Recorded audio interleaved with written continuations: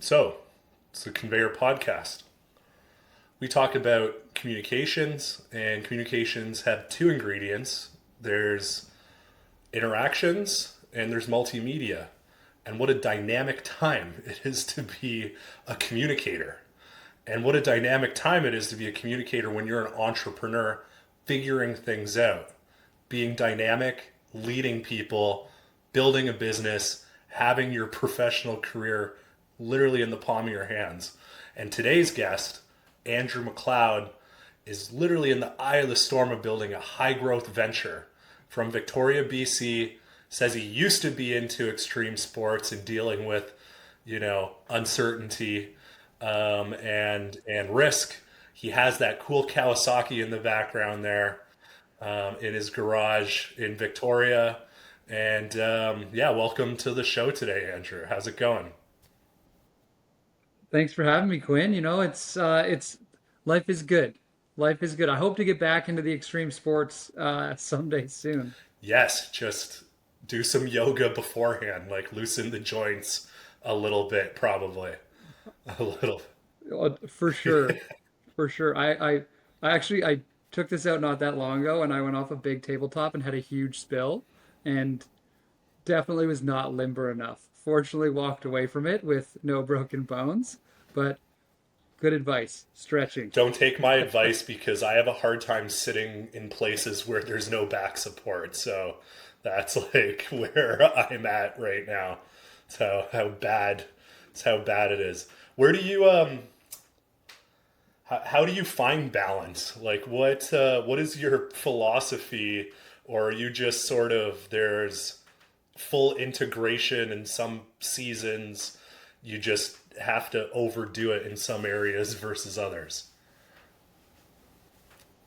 I think it's integration. I think the hard conversation that people have been missing is balance because in reality there is no balance. I mean, you think about the amount of waking hours you have in your working years, the majority of them are spent working.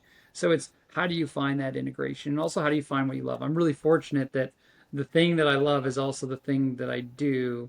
And so there's a lot of times where it's like it feels like a hobby when actually it's not. It's like my full-time job. Starting businesses, entrepreneurship, it's all exciting. So give me a quick rundown of Certn. Yeah. So the long and the short is if you want to know something about a consenting individual from anywhere in the world except for North Korea and sometimes Russia, we can tell you about that person. Most people would call that background checks, but it's background checks, it's KYC and AML, it's all of the things that help you assess the risk of another human being. And give me the 411 on the business too. How long ago did you start it? Where are you at today?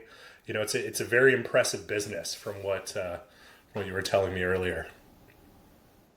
Well, thanks. Yeah, we're about 400 employees across 13 countries. We've been in business since 2017. I actually think our first customer came on the platform in 2018. And yeah, it's pretty exciting. We've raised about 150 million US dollars to build this business and really proud to be one of the fastest growing companies in Canada for the last 5 years or so. I saw that even in North America, you were ranked 24th in terms of technology companies on a statistic that I was reading earlier too. I think last year or It, 2023. it's been a good few years and yeah, nice to be recognized. So I think that there's a lot of what am I trying to say? What am I trying to say? What I'm trying to say is This is all about you communication. represent a high growth company. I want to hear all the things about being in the like jockey position, growing a high growth company in 8 years, 400 employees. You've told me I think ten figures in terms of revenue annually. Um, the what I try to do is I try to help people with authentic communications. I try to help them with their what how they show up proactively as with their identity in a professional setting. And a lot of this is not scalable. Being able to show up and be able to communicate authentically, develop trust with relationships that matter for your business, evaluating all your stakeholders. Like these are things that take effort, and yet you're running a business that it's a exponentially growing company, just based on the stats here. And how do you balance like sort of the things you can't scale in terms of your leadership and comms with like rapidly scaling, probably hiring 50 people in a year? It is it is so hard. It is, I would say, nearly impossible because then you add another dimension of cross-cultural communication. So you're now communicating across multiple languages or in multiple countries. Funny enough, sometimes the communication between, Canada and the US and the US and the UK, sometimes that is actually the hardest part about communicating because even though you're speaking the same language, your authentic communication in Canada can come across as condescending in the UK. Or, my jokes land perfectly in Australia and people people are walking out of the office in the UK. So I would say, I mean, it's really a learning experience. The type of leader that you have to be in a company that's 100 or less versus 100 or more, the type of leader that you need to be in a domestic kind of single market business versus a an international business is also different, and you kind of have to learn by trial and error. Delegating and even just casting your vision. There was a good the classic Ryan Holiday book. I just happened to pick up his like courage book because my other book it reset in audio in Audible, and I was frustrated. I'm like, all right, this guy he talks in paragraphs, so like very succinct paragraphs. I'm like, I got an hour, and so he said. The leader is the dealer in the vision. And I liked that word. The word dealer is great because it connotates, pardon my French, like kind of drug dealing. It's literally like you give a hit sometimes to someone, you give, you move a kilo in like other times. And so it's like you are dealing and being a leader. So usually when you're willing an organization into existence, you have to literally fabricate. You have to be bigger than you are sometimes. You have to like impress upon people where you're going and like persuade them strongly. And when you're talking about dealing with cross-cultural communication, that is wild to me because you're not necessarily delegating how to do things. You're trying to get people to buy in and be motivated to like work for you. What's that like? What is I mean, it's it's fun and exciting all the time because you get to talk about your vision and what you're doing. I think the hardest part would be if you weren't passionate about it or didn't feel your own pain point, how hard it would be to get people to come on the journey with you. But I mean, in a lot of ways, especially at those in those early days, your employees are your first customers. You have to sell them on the dream, especially in the world of startups and tech. It's, hey, do you want to come on this ride with me and make not enough money for a big outsized reward at the end of the day? When we started the company, there were seven of us that started the business. Our salaries were like $40,000 a year, and for adults trying to trying to survive, like that's that's that's really hard, especially if you're coming out of tech where you're making a few hundred grand a year, and then now you're going to $40,000 a year. So you're trying to convince the best talent you could possibly find to work for a fraction of what they're used to making, to run towards something that is not necessarily crystal clear. These are your first clients, your co-founders, your first employees. Like these are your first clients. Now you build something and now you've got to go talk to those first clients, and no one wants to be the first person to try this thing. So it's how do you come across with the courage, the confidence, and the conviction around your idea to be able to deliver the dream that you were looking for and that those customers are looking for together? So I think I mean, it is the hardest but most exhilarating thing you can do. There's I think there's a balance, and there's sort of there's this anecdotal evidence in Canada in particular that folks have this philosophy: the product will sell itself. There's statistically, Canadians hire salespeople later. They aim for engineering, and sort of some of the evidence is that we innovate, but we don't capture markets when it comes to the big companies that get built historically.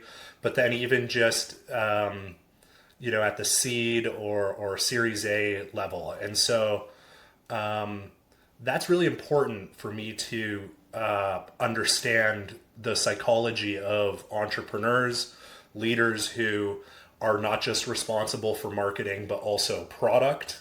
And it's my understanding with Certn that your initial product was quite innovative in the sense that there was some instantaneousness that wasn't available on the market otherwise around background checks. And so you had a opportunity to for the product to essentially sell itself, I think, like in theory, because it was differentiated enough. So what was the balance for you between product focus and getting the product into people's hands versus selling the result, selling the solution before it was ready? So I have a philosophy for starting a business, and that's don't build anything until you've got your first customer.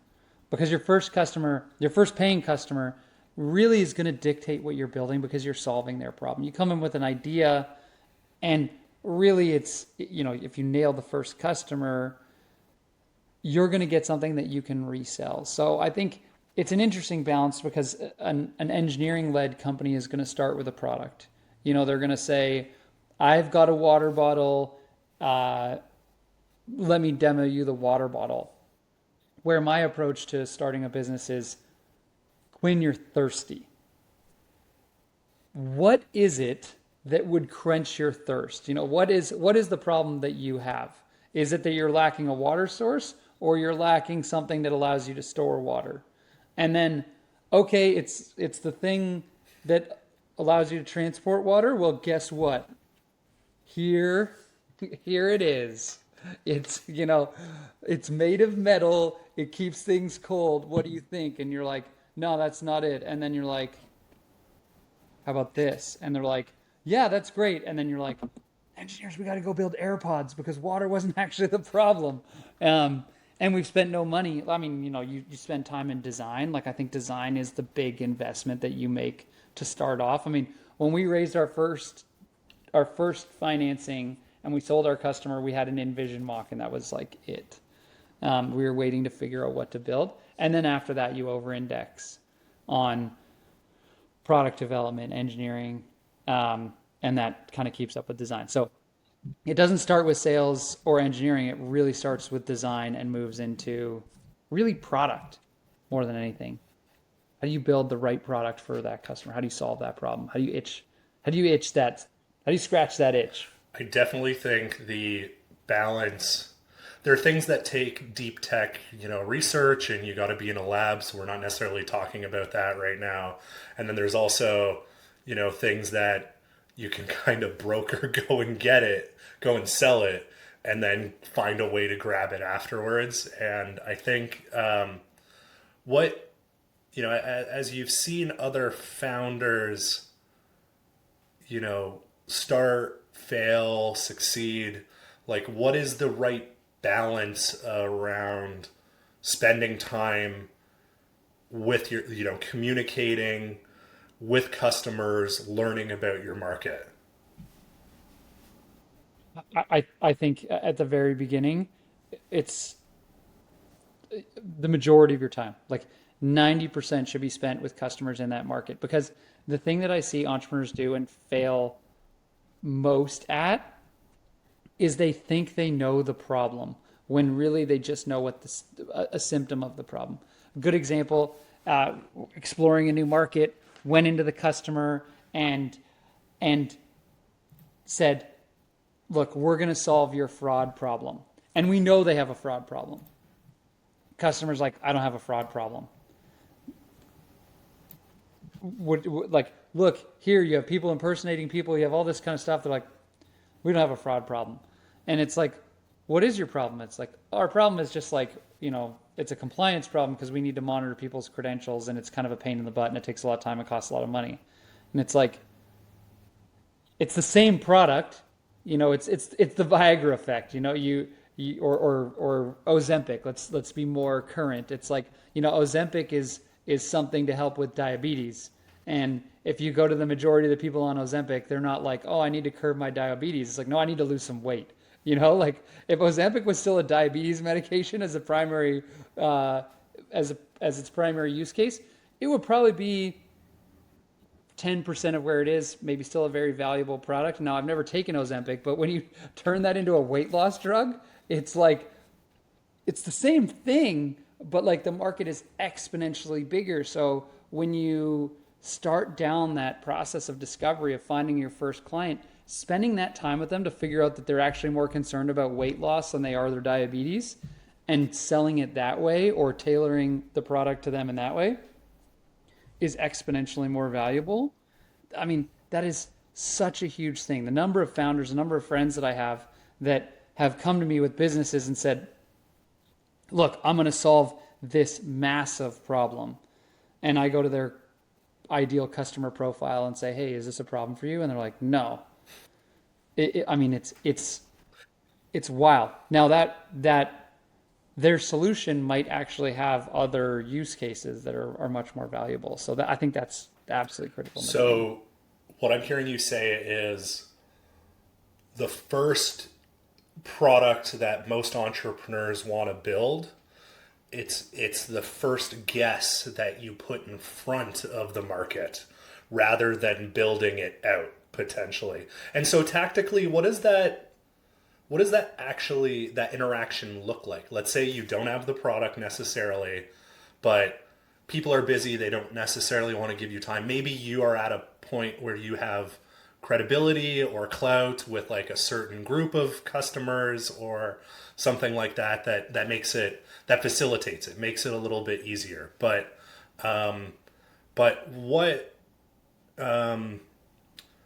what is it that you would show? Like if you, let's go to the extreme version of this. How would you have that conversation effectively? So let's talk 2025. I would spend half an hour on Replit or Lovable or one of the AI dev platforms, and I would create a very quick mock of what I want to do. Because you can build these like 4 hours and I can build you whatever you want. And I am a non-technical co-founder. So this is very different from back when we started Certn or my past companies. But like, how do you get a prototype that is quick and dirty? Doesn't matter if it's wireframes. Today, 6 months ago, I probably would have used Figma. Now, like I said, I would, my go-to would be Replit. And if you want money, ask for advice. If you want advice, ask for money. Go to that customer and ask them for advice. Say, look, I'm trying to solve this problem. Here's the problem I'm trying to solve, and here's how I think I can solve it. And they are going to tell you exactly what they want. And then you finish the conversation and says, if I can build you this, would you be willing to pay for it? And the answer is yes, because they've identified the problem for you. So you've solved your product market fit issue right off the bat. Now you have to talk about scale because, it might be a Quinn problem and only a Quinn problem, or it might be a me problem and only a me problem. But like, you have your first customer that's ready to buy, and usually that's a good sign of being able to scale that. So what you're talking about when it comes to prototyping early customer interactions is the key is putting something like whatever you can in front of the customer, and going back to that idea of the leader is the dealer in the vision. It's not about a pie in the sky. It's about making forward progress. And I think you could probably extrapolate that to interacting with employees or probably even media, like all other stakeholders, I believe, right? Totally. I mean, if you know where you want to go, you can massage how you talk about it, but at the end of the day, it's how do you get to the place you want to go and how do you communicate that to the world? Because that's how you get people to follow you. That's how you get people to buy into your business.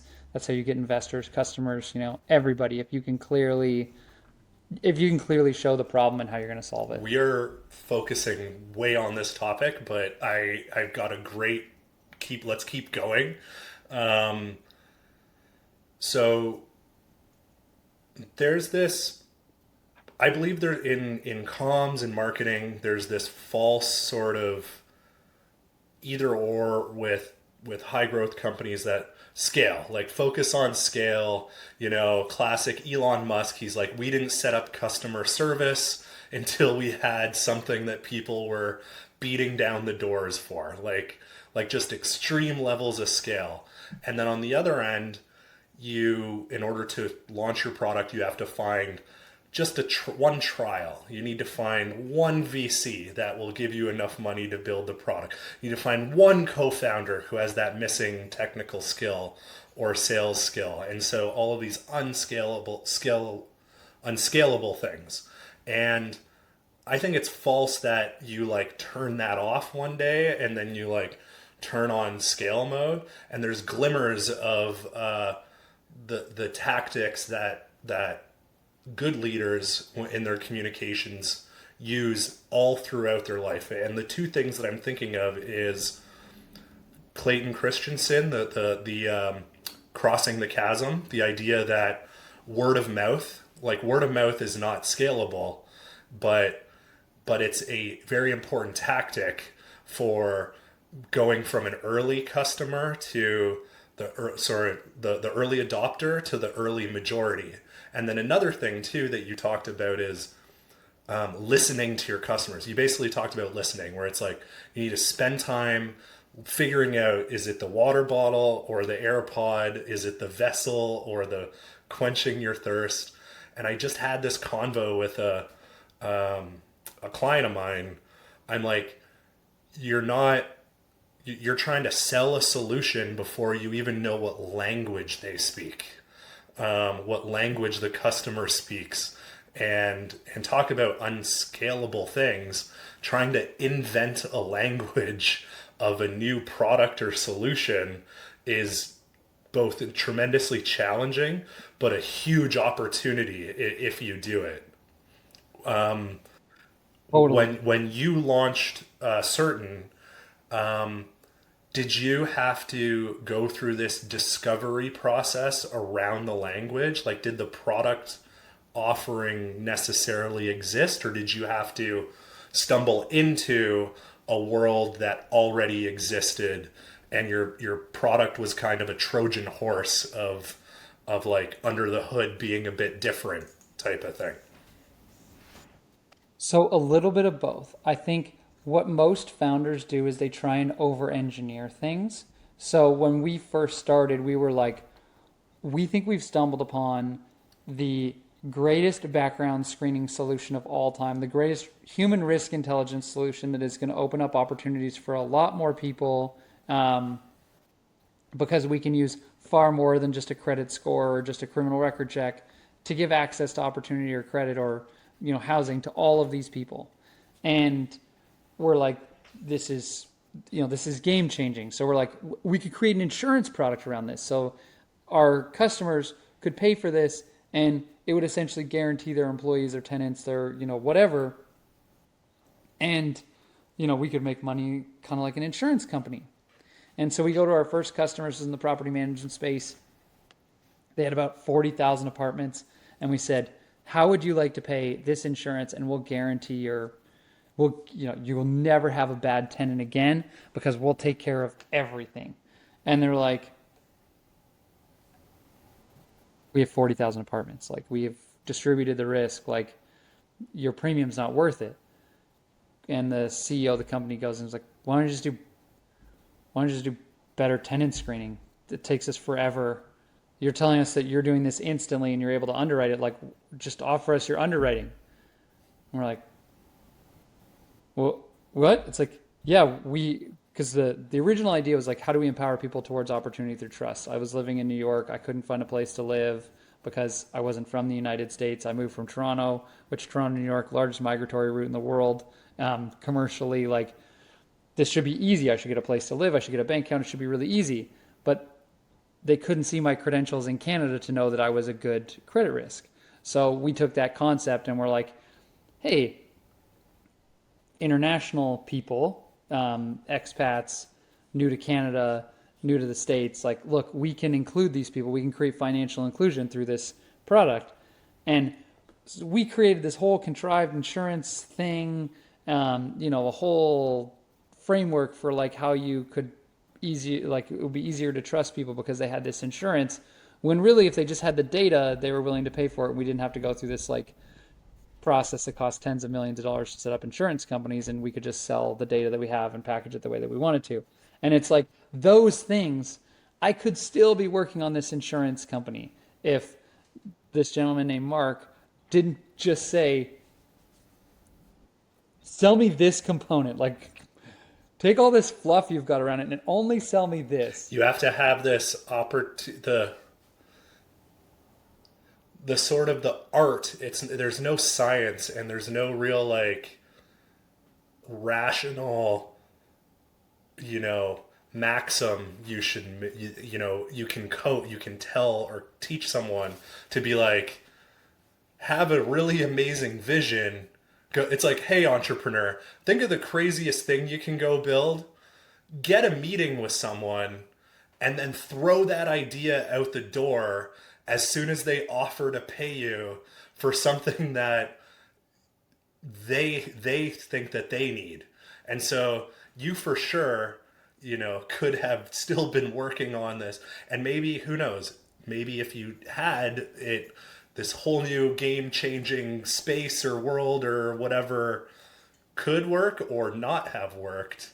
And the idea of like, so from a communication standpoint, you were inventing a new product category. And again, that's just logistically, that is so hard from a decision making perspective in a company. You said this customer, they have 40,000 units, and when you are selling a new product, someone has to advocate for it, look on the P&L like it's like this thing has never been added to our diet, i.e.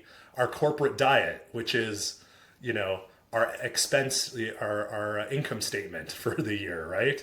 It'd be way better to say, this is how much this line item costs. Well, guess what? This will be that cheaper or this faster and free up this amount of stuff. It's way more expensive to create a new problem for someone than to solve an existing one. Because that's exactly what we did with this customer. It's like we just replaced that line item. You know, they had a tenant screening issue. We told them how that they could effectively screen people from all over the world and have larger, more diverse uh, tenant pools. And they were like, this is amazing. So like, traditional way that they were doing it gone, we're in there and we're still in there to this day. And so it's the same thing that we were going to do. It's just, how do you package it? And as founders, sometimes we tend to get really in our own heads about like how or why is someone going to buy this new thing, when really, when you ask them, they'll tell you exactly how to sell it to them.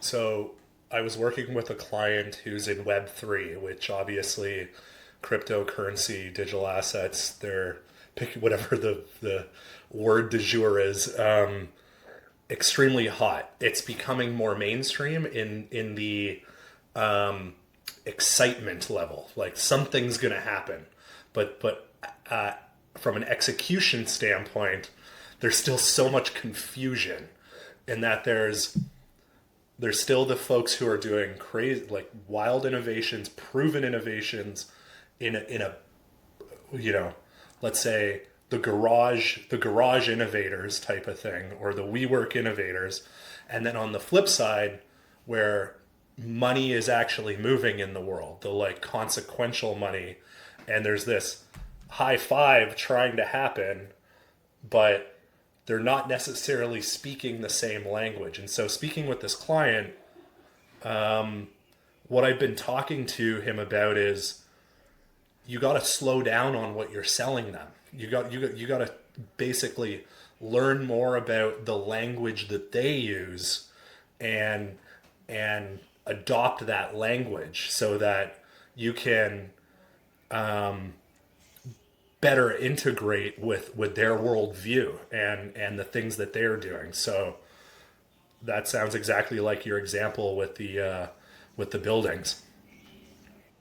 Web3 is the perfect example where this runs rampant because you're like, you have a founder that comes and is like, I use blockchain and Web3 to do this thing. And it's like you're focused so much on the technology you're using as opposed to the problem. Like, my nose is itchy. Tell me that my nose is just no longer going to be itchy with the solution that you're going to give me. Like, I don't care if it's Web3 or crypto, or I don't care what the technology is. I just have an itchy nose. Like, tell me that my nose is no longer going to be itchy. And I find that, like, with Web3 and blockchain, it's like we use blockchain for whatever, and it's like, stop focusing on the technology. Like, at Certn, we use blockchain for a bunch of stuff. I never talk about blockchain because our customers don't care. They're like, I want to know if someone's a criminal around the world as fast as humanly possible. I want to know that someone worked in this place at this time. I want to know that someone makes the amount of money that they say they do, so they can afford to rent my house or pay this mortgage. Like, they don't care how we get it, as long as the information that we're getting is obviously accurate, and we get it through legal means with consent. Like, that's obviously important. But they don't care if we're using blockchain or Rust or .NET, or like, I don't show up and say, oh, we do background checks and our stack is Python.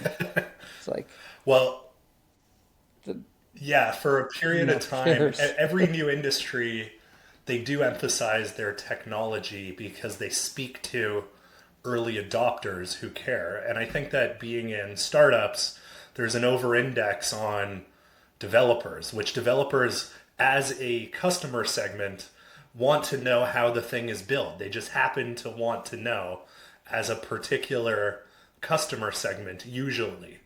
I think. So I would say I would disagree slightly. Like, you look at some of the big companies, you look at some of the biggest companies, and maybe this is more consumer, but like Uber, they're not like, look at my technology for how I map drivers and passengers. It's like, we're going to get you to where you want to go faster, and you don't need to pull out your wallet and pay.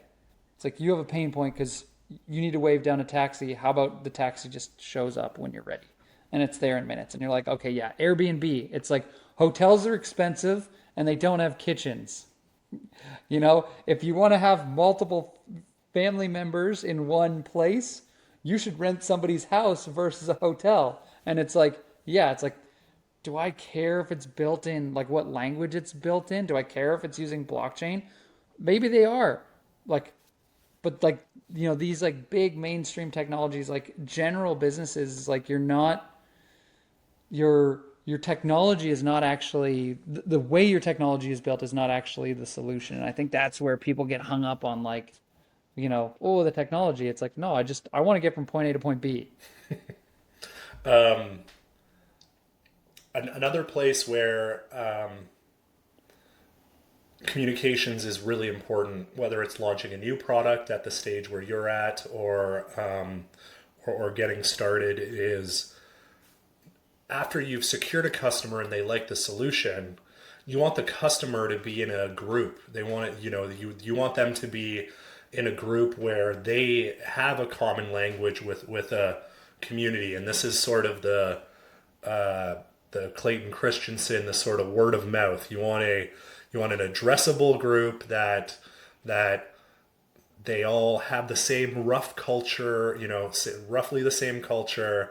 They meet together, exchange ideas, and help each other out because some move from companies to company and, the relationships and things. So, how has, you know, non scalable marketing tactics like word of mouth or brand investments been important for where you are today? I think it's the single most important thing that we've done. And sometimes not intentionally.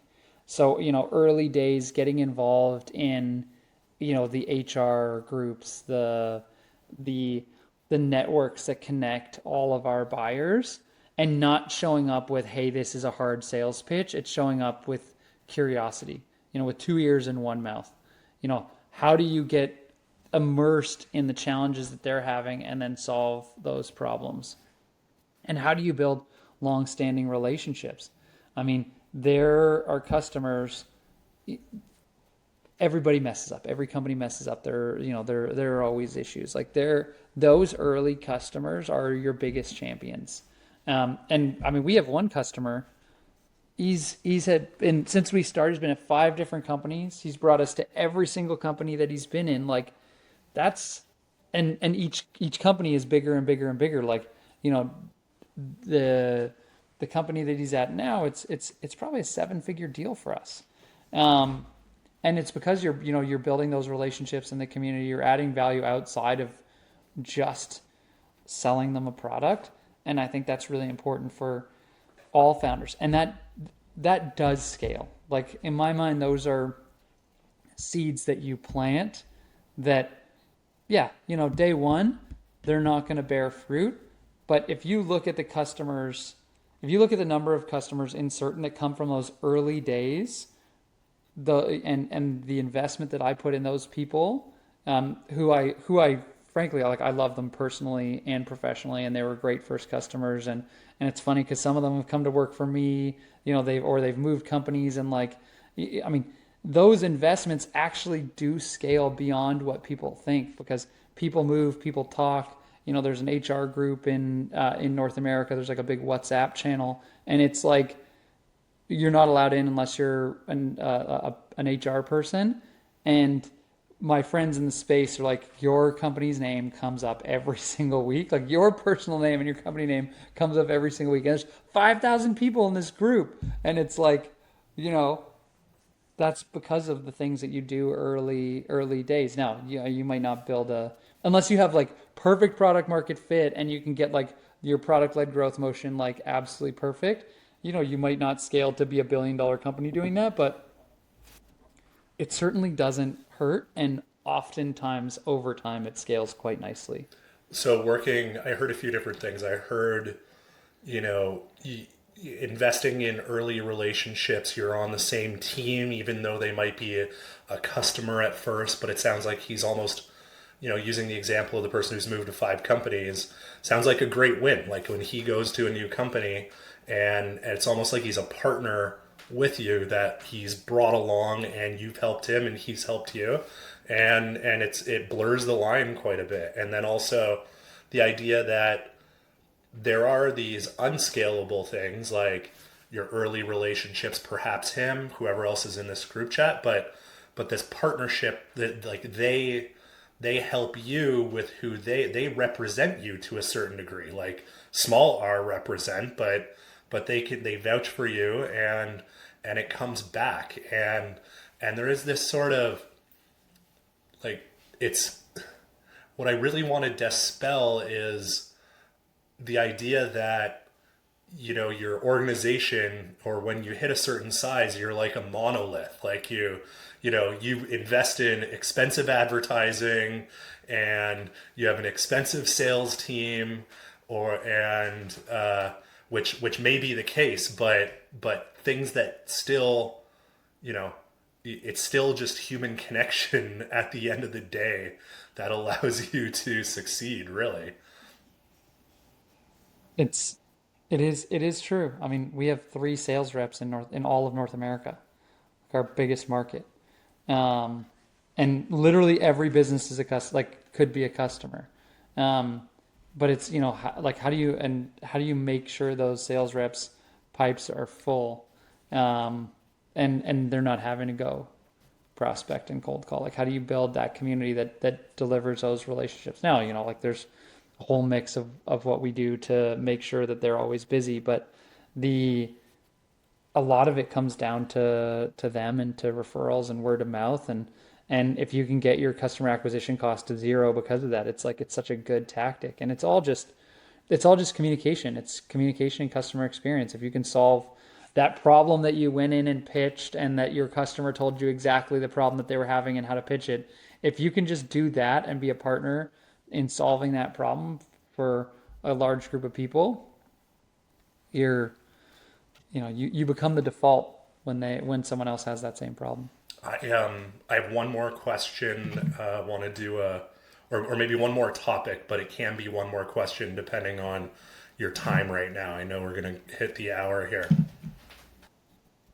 I do have to Okay. jump to a meeting at the hour. I've been pushing him for Oh, for for 15 minutes. 15 Okay. minutes. So, uh, so 4 minutes. So, you're the leader of a large company, 400 headcount. You started obviously with, you said, with 7 people. Before that, I read that you are a serial entrepreneur and that you worked at Rent Mula as a founder of that company or part of I I was a very early employee. employee, Okay. so came in before product market fit. So one thing, So I like to consider myself a got it. founder. So one thing I am positioning my business as is helping people with their professional identity. And so I'm moving from being a ghostwriter, which was sort of the initial offer. AI's terrifying me. Basically, was the thing. And so solutions focused. I help people proactively manage their professional identity. And there's many identities. There's you, the CEO, the founder, the the investee company, the boss, um, and the person in the community that potentially angel investor or something like that, right? What's the evolution like in your shoes? What is it? How do you get a grip, or like what has it been like for you personally as the entrepreneur identity and wearing all these different hats? I think it kills people who try and wear multiple hats. I think you have to be authentically you in every situation that you show up to. Or at least for me, I have to be me in every situation I show up to. Like I can't be someone different to my investors than I am to my customers, than I am to my family, than I am to my friends. Like that to me is too hard to remember who you are. For me, it's how are you showing up consistently? How are you able to bring the best parts of yourself into all situations? And how are you able to act in with transparency and consistency? Like I think that that's absolutely critical. I think in the way that you operate, it has to change, because for me, I think the biggest gap was going from founder to operator. When you're a founder, it's you're running, gunning, moving quickly. You're doing a lot of it yourself, and then an operator, it's how do you scale that, and how do you scale that within those communities as well? So how do people show up as me in those things, in the community, in front of investors and all that kind of stuff? So that's really where it changes from you being physically present to your presence being there in every interaction with your Yeah, business. So that's really the and gap. modern communications and your presence. People care a lot about who you are. They want to have trust. They want to know who's behind the brand more than ever. And your identity works when you sleep too. Like you actually think things you Totally. do, places that you are, it shows up online. And I guess what the I guess it's a metaphor that I'm speaking to someone who does identity checks and background checks. So that's perfect way to end the Conveyor podcast. Thanks so much, Andrew, for being here today. Thanks, Quinn. And I'll be in touch with follow on for this episode. Yeah. I can't wait. Have a great rest of your day. We'll see you See ya. soon. Bye. Bye for now.